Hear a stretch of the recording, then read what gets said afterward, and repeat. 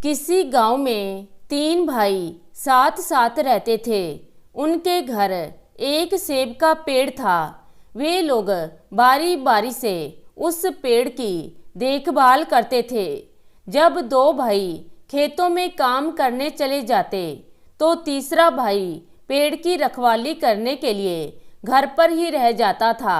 एक बार उन तीनों भाइयों की परीक्षा लेने के लिए एक दूत स्वर्ग से आया। उसने एक साधु का रूप लिया और भाइयों के घर गया। उस दिन सबसे बड़ा भाई पेड़ की रखवाली कर रहा था। वह साधु हाथ फैलाकर बोला, मैं भूखा हूँ, मुझे खाने के लिए एक सेब दे दो। सबसे बड़े भाई ने उसे एक सेब खाने के लिए दे दिया और कहा, यह मेरे हिस्से का सेब है, इसलिए तुम्हें दे रहा हूँ, बाकी मेरे भाइयों के हिस्से के हैं। वह साधु धन्यवाद कहकर वहां से चला गया। दूसरे दिन दूसरा भाई पेड़ की देखभाल कर रहा था। उस दिन भी दूत साधु के रूप में आया और खाने के लिए एक सेब मांगा।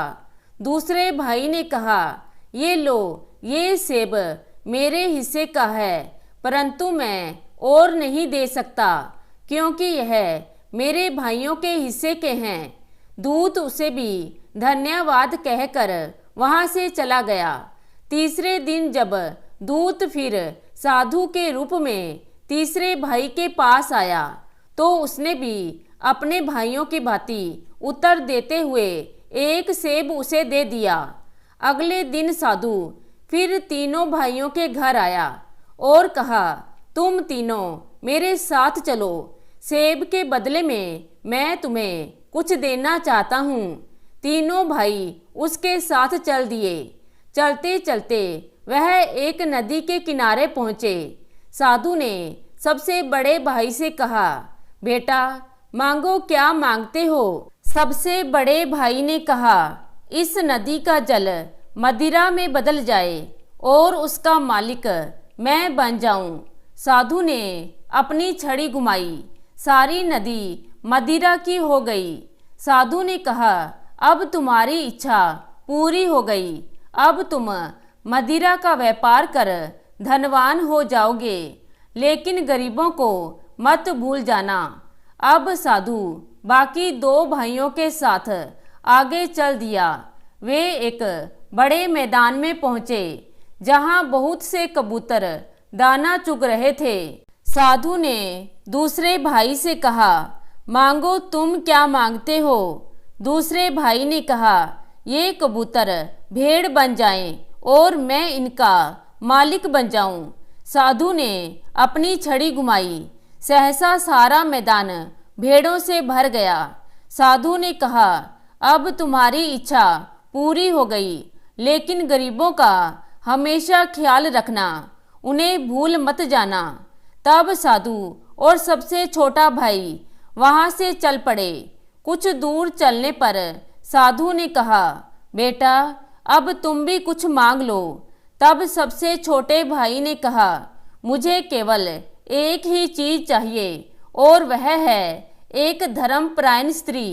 साधु ने कहा, यहाँ से कुछ दूर एक राज्य है, वहाँ की एक राजकुमारी है जिससे विवाह करने के लिए 2 राजा प्रयत्न कर रहे हैं, चलो हम भी वहीं चलते हैं। अतः वह उस राज्य की ओर चल दिए। वे राजमहल में पहुँचे। राजा ने उनकी इच्छा सुनी। तब राजा ने कहा, 2 अन्य राजकुमार और ये नवयुवक मेरी बेटी से विवाह करने के इच्छुक हैं, मैं कुछ भी निर्णय नहीं कर पा रहा हूँ। तब साधु ने कहा, ईश्वर ही इसका निर्णय करेगा। राजा ने कहा, ठीक है, लेकिन कैसे?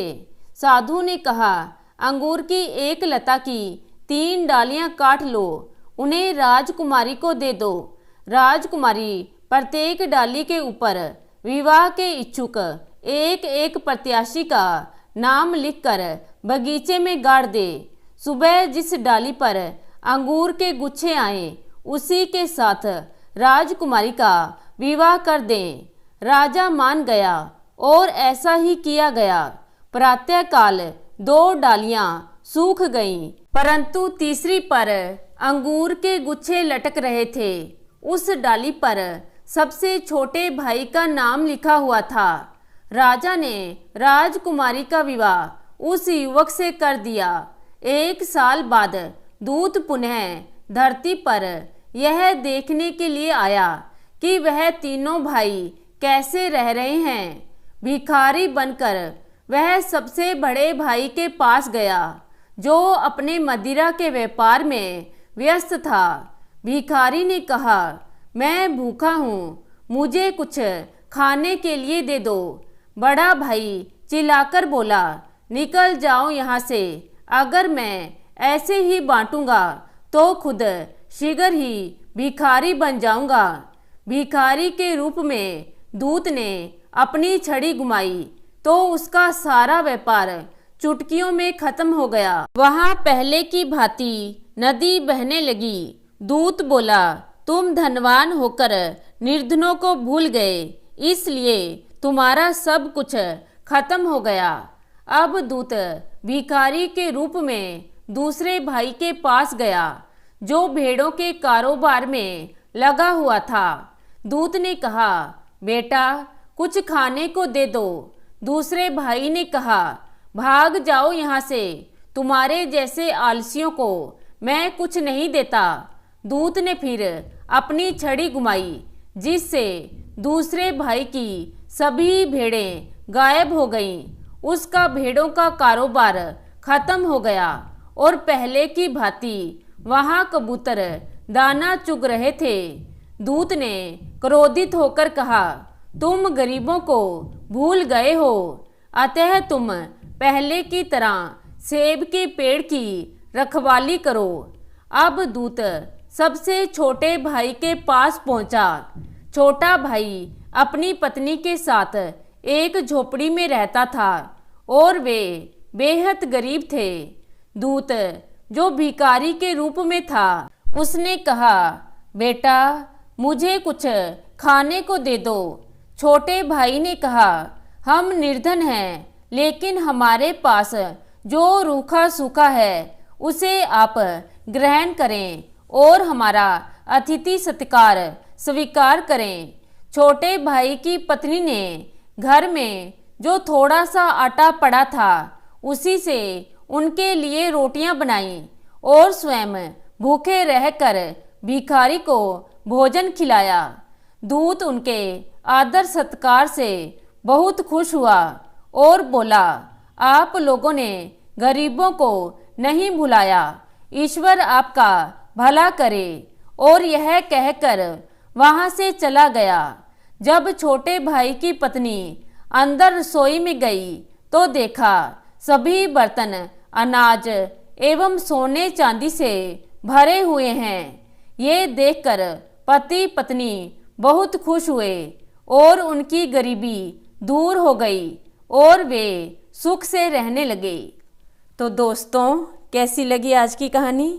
आशा करती हूँ कहानी को पसंद करेंगे। धन्यवाद।